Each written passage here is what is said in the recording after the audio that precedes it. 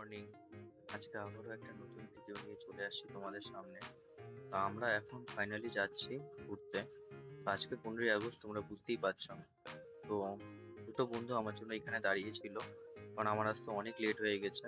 আমরা চিলাপাতায় অনেক ছবি তুলেছি। আর এখন যে জায়গাটা দিয়ে যাচ্ছি, যে হাইওয়েটা দিয়ে, সেই জায়গাটার নাম হচ্ছে নিউ হাসিমারা। তো আমরা সোজাই যাচ্ছি। আর এই যে রাস্তাটা চলে যাচ্ছে, এটা চলে যাচ্ছে সোজা জয়গা, এবং জয়গাঁ পেরিয়ে যাচ্ছে সেটা হচ্ছে ভুটানের দিকে, ঠিক আছে? তো আমরা সেই দিকেই যাচ্ছি। আর তোমরা দেখতেই পাচ্ছ যে এই প্রাকৃতিক পরিবেশটা কতটা সুন্দর, চারদিকটা দেখো কতটা সুন্দর। তো গাইস, তোমরা দেখতেই পাচ্ছ আমরা অলরেডি জায়গার কাছাকাছি চলেই এসেছি। আর তোমরা সামনের দৃশ্যটা দেখতেই পাচ্ছ যে সামনে কত সুন্দর পাহাড়। আর এই যে রাস্তাটা চলে যাচ্ছে ডান দিকে, সেটা চলে যাচ্ছে পাশাঘাট দিকে। তো আমরা আজকে পাশাঘাট যাচ্ছি না, আমরা আজকে সোজা যাচ্ছি জয়গার দিকে, ঠিক আছে? তো আমরা জয়গা থেকে 3 থেকে 4 কিলোমিটার ডিস্টেন্স হবে আই থিঙ্ক, আমি ঠিক জানা নেই।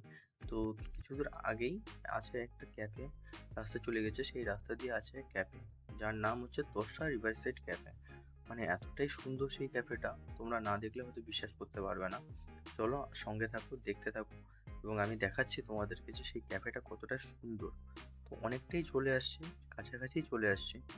আর এই যে রাস্তাটা দেখতে পাচ্ছ, এটা দিয়ে সোজা চলে যাব আমরা সেই ক্যাফের দিকে। আর ডান দিকে যে রাস্তাটা চলে যাচ্ছে, এটা চলে যাচ্ছে জয়গার দিকে, ঠিক আছে?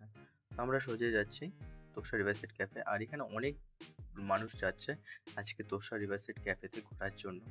তো ফাইনালি আমরা যেতে থাকি, তোমরা দেখতে থাকো, ভিডিওটা কন্টিনিউ দেখো, দেখলেই বুঝতে পারবে যে কি দেখাতে চাচ্ছি আমি তোমাদেরকে।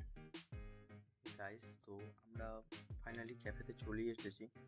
তো এই যে রিসোর্টটা দেখতে পাচ্ছ, আমরা এখানেই আজকে আসলাম, কারণ তোষা রিভারসাইড ক্যাফে যেটা আছে, এখানে অনেক কয়টা রিসোর্ট আছে।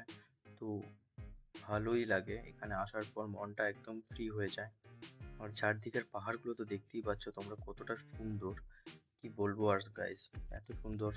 আর আমরা ততক্ষণে একটু এদিক ওদিক ঘুরে নিচ্ছিলাম, ছবি তুলছিলাম সবাই মিলে, সব বন্ধুরা মিলে করবো, কারণ অনেকটা টাইম আছে হাতের মধ্যে।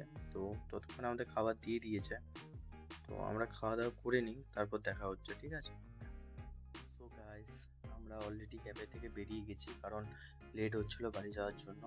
আমাদের তাড়াতাড়ি বাড়ি ফিরতে হবে, কারণ সন্ধ্যা করা যাবে না।